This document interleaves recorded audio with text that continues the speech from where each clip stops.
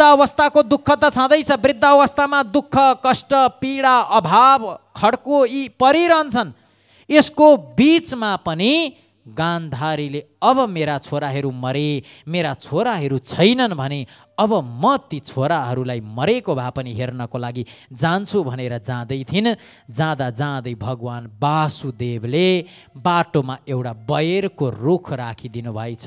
लटरम्म बयर फलेको देखिन् ती गान्धारीले विचार गर्न लागिन् उनले, आखिरमा मैले जुन पुत्रको लागि व्रत बसेको थिएँ ती पुत्रहरू त रहेनन् भने अब म टन्न खाएर जान्छु तिनीहरूलाई हेर्न भनेर गान्धारीले बयर खान खोजिन्।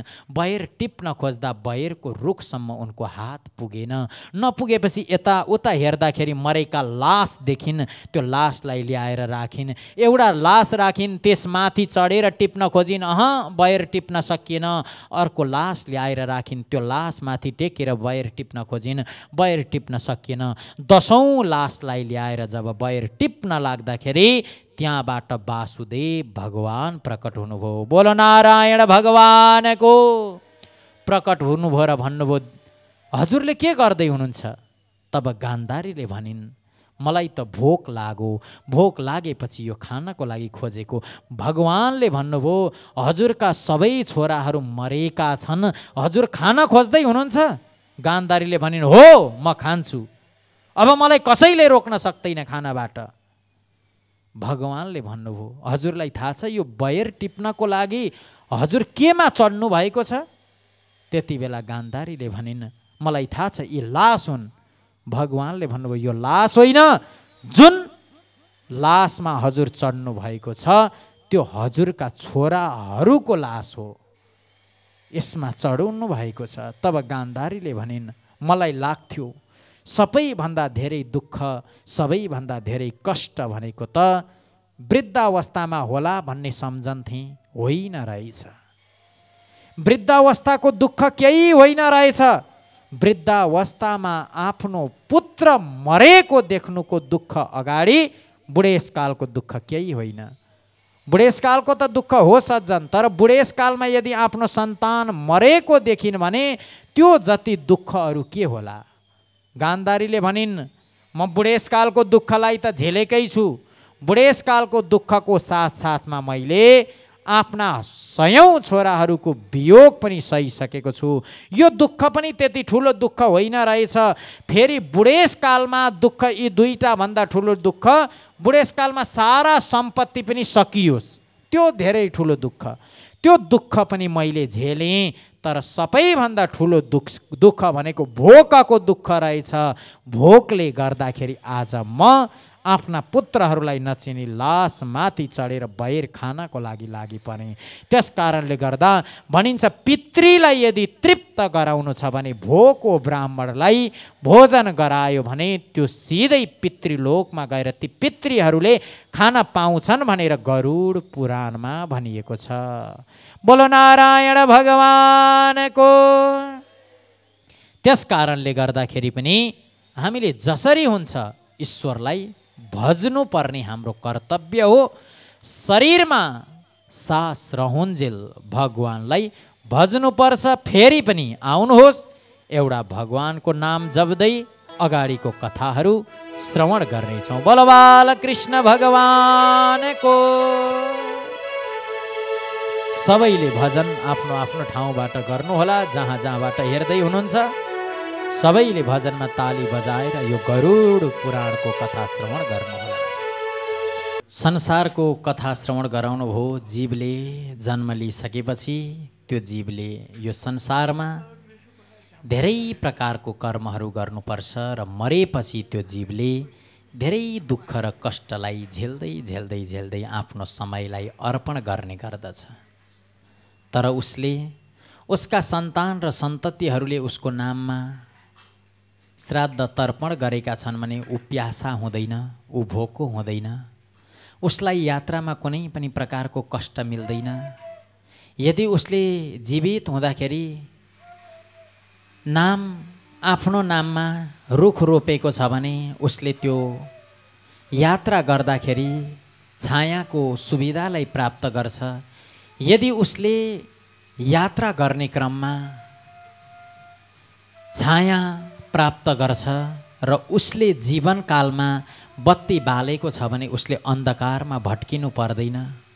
उसलाई त्यहाँनेरि त्यो बत्ती मिल्नेछ र उसले त्यही यात्रा गर्ने क्रममा त्यसको आनन्दलाई उसले सहज तरिकाले प्राप्त गर्नेछ। हे गरुड, त्यस कारणले गर्दा व्यक्तिले जन्मिएपछि सत्कर्म गर्नबाट कहिल्यै पनि वञ्चित नहोस्, मलाई कहिल्यै पनि नभुलोस्। मलाई जसले भुल्दैन, मलाई जसले सम्झिरहन्छ, जसले मलाई हृदयमा राख्छ, आफ्नो हृदयमा भएका काम, क्रोध, लोभ, मोह, मदमात्सर्यलाई त्यागिदिन्छ र आफ्नो हृदयमा ईश्वरलाई राख्ने गर्दछ र नराम्रो कर्म गर्नबाट मेरो हृदयमा ईश्वर छन् भन्ने भावना जसले गर्दछ, जसले मलाई मित्र बनाउँछ, जसले मलाई गुरु बनाउँछ, जसले मलाई आफ्नो अग्रज बनाउँछ र मबाट डराएर उसले नराम्रो कार्य गर्दैन भने त्यसको उद्धार स्वतः हुन्छ। त्यसले कुनै पनि प्रकारको यमराजका दूतबाट पिटाइ खानु पर्दैन, कुनै पनि प्रकारको कष्टलाई झेल्नु पर्दैन, उसले रुनु पर्दैन, कराउनु पर्दैन। तर यदि 2 दिनको जीवनमा रमाइलो गरौँला भनेर लाग्छ, के धर्म हो, के कर्म हो, के सत्कर्म हो, त्यो बिर्सेर ऊ उन्मत्त भएर आफ्नो मनमानी गर्छ भनेदेखि त्यसलाई म पनि बचाउन सक्दिनँ यमराजको यमलोक जानबाट। उसले दुःख र कष्ट आफैले निम्त्याउनुपर्छ। उसले गरेको कर्मको फल उसैले भोग्नुपर्छ। कर्मको फल अरू कसैले भोगिदिँदैनन्। जुन कर्म जसले गरेको छ, कर्मको फल फेरि भोग्न निश्चित छ। प्राय कर्मको फल यही जुनीमा पनि भोगिन्छ। यो जुनीमा भोग्न नसकेका कर्मका फलहरू आगामी जुनीमा भोगिन्छ। तर कर्मको फल भोग्नबाट वञ्चित कोही रहँदैन। मैले भोग्नु पर्दैन होला कर्मको फल, यो कदापि हुन सक्दैन।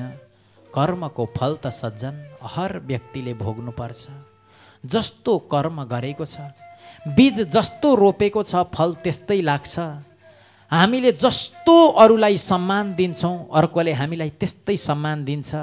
हामीले यदि आफ्नी माता पिताहरूको सम्मान गरेका छौँ, सेवा गरेका छौँ भने हामीले पनि भोलि आफ्ना सन्तान र सन्ततिबाट सेवा र सम्मान पाउँछौँ।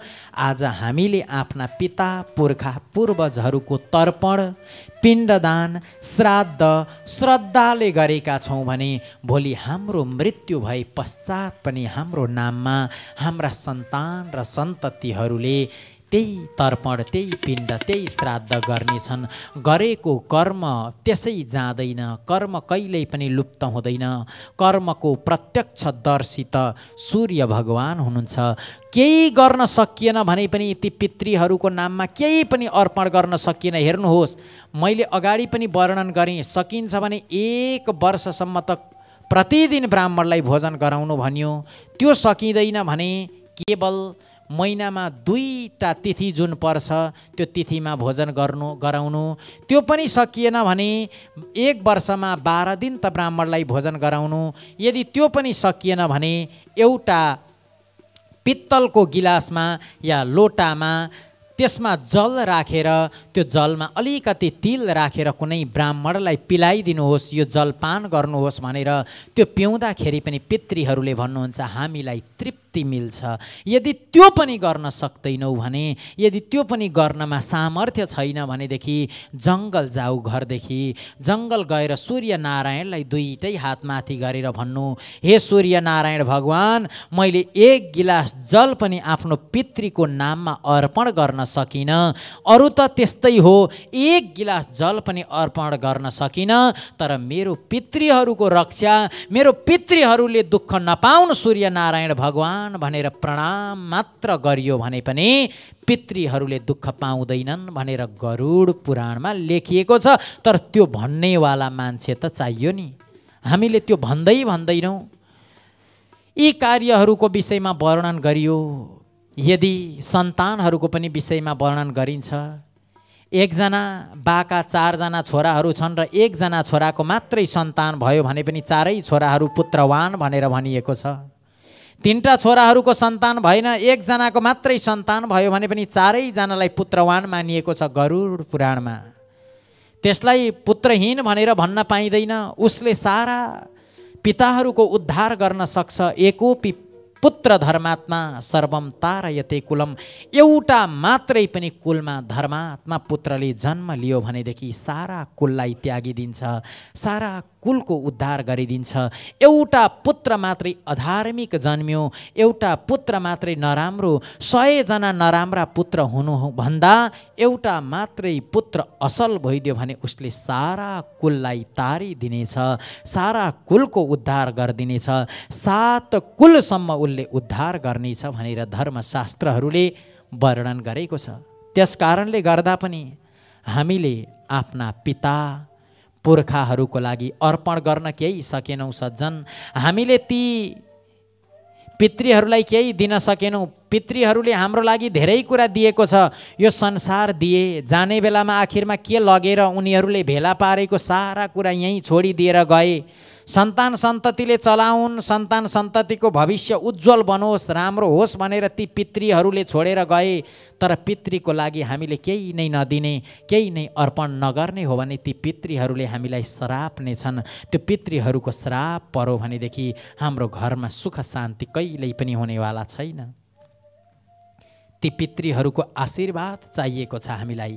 ती पितृहरूको करुणा मिलोस्, ती पितृहरूले हामी सबैको रक्षा गर्नुहोस् भन्ने हामीले कामना पनि गर्नुपर्ने हुन्छ। ती पितृहरू प्रसन्न भए भने हामीले पुनः जाँदाखेरि पनि यात्रामा हामीले दुःख पाउँदैनौँ। हामीले पितृहरूलाई खुसी तुल्याउनुपर्छ जति सकिन्छ। पितृहरू दुखी भए भने धेरै समस्याहरू छन्। यो हामी वर्णन गरिरहनेछौँ, चर्चा गरिरहनेछौँ। आज त केवल सुरुवात हो। सामान्यतया भूमिका गरुड पुराणमा प्रवेश मात्रै गर्दैछौँ। भोलिबाट हामी 8 दिन अरू विशेष गरेर गरुड पुराणमा जे बताएको छ त्यो शास्त्रले त्यो कुराहरूको चर्चा गर्नेछौँ विशेष गरेर। तर पनि जुन हामीले कर्महरू गरिरहेका छौँ, जीवनमा सकिन्छ र हुन्छ भने नराम्रो कर्मबाट सधैँ हामी बचेरै हिँड्नुपर्छ, बचेरै रहनुपर्छ, सधैँभरि रहि नै रहनुपर्छ। तर यदि कर्महरू नराम्रो गरियो, अन्जानमा गरियो भने ईश्वरले माफ गर्नुहुन्छ। तर जानेर हामीले कदापि नराम्रो कार्यहरू गर्नु हुँदैन। पितृहरूको आशीर्वाद चाहिएको छ हामीलाई। हामीले परोपकार गर्नु छ, हामीले यही संसारमा स्वर्ग बनाउनु छ, हामीले यो संसारमा एउटा कीर्ति छोडेर जानु छ। हाम्रो कीर्ति यदि यो संसारमा रह्यो, हाम्रो मृत्यु भयो भने हाम्रो यहाँ जति कीर्तिको गान हुन्छ त्यति हामीलाई उहाँ यमराजका पारदूतहरूले पनि सम्मान गर्नेछन्। यदि यो व्यक्ति त यहाँनिर यो थियो, यहाँनिर हुँदा यसले यस्तो राम्रो कर्म गर्थ्यो, उसलाई जीवनभरि याद गरिरहन्छ दुनियाँले। दुनियाँले जहाँ याद गर्छ त्यो ईश्वर हो। त्यो ईश्वर बराबर ईश्वर तुल्य हुन्छ। ईश्वरको चिन्तन गर्दा गर्दै त्यो जीव ईश्वर बराबर बनिसकेको हुन्छ सज्जन। त्यस कारणले गर्दाखेरि पनि ईश्वरको चिन्तन गर्दा, ईश्वरको मनन गर्दा, ईश्वरको ध्यान गर्दा र पितृहरूलाई समर्पण हुँदा, पितृहरूप्रति हर कार्यहरू गर्दा पितृहरूलाई श्रद्धाले गर्नुपर्छ। श्रद्धाले गरियो भने मात्रै त्यो पितृहरूले पाउँछन्। यहाँ त्यत्तिकै गरेको, यत्तिकै दिएको दान कुनै पनि उहाँ पुग्दैन। एउटा कथा सुनाउँछु म हजुरहरूलाई। एउटा घरमा केही श्रद्धा रहेन रहेछ, श्रद्धाले गर्नेलाई श्राद्ध भनिन्छ है। केही रहेन रहेछ, श्रद्धाको नाममा श्र पनि रहेन रहेछ। त्यो घरमा के भएछ भने पिताजीको मृत्यु भयो। पिताजीको मृत्यु भइसकेपछि समय धेरै बितिसकेको थियो। आमाले छोराहरूलाई भन्नुभयो यो अस्थि गएर सेलाएर आओ। छोराहरू एकदम नास्ति, श्रद्धा नभएका तिनीहरूले भने हामी गर्दैनौँ, जाँदैनौँ सेलाउनको लागि। आमाले भन्नुभयो जाओ न बाबु, हो जाओ, बार बार भन्नुभयो। तिमीहरूको बुबाले गर्दा तिमीहरूले जन्म पायौ, यो सारा सम्पत्ति पाएका छौ, सारा नाम छ तिमीहरूको। पिताको लागि यति अस्थि लगेर गङ्गाजीसम्म सेलाउन सक्दैनौ, सेलाइदेऊ बाबु। आमाले बार बार भन्नुभयो छोराहरूलाई। छोराहरू मानेनन्। जब धेरै पटक भन्नुभयो तब छोरो त निस्कियो सज्जन। निस्किएर त्यो अस्थि सेलाउनको लागि भनेर गङ्गाजी जाँदै थिए। बाटोमा एउटा सानो खोलो रहेछ। त्यो खोलोलाई उसले सोधे, कहाँ जाँदैछौ तिमी?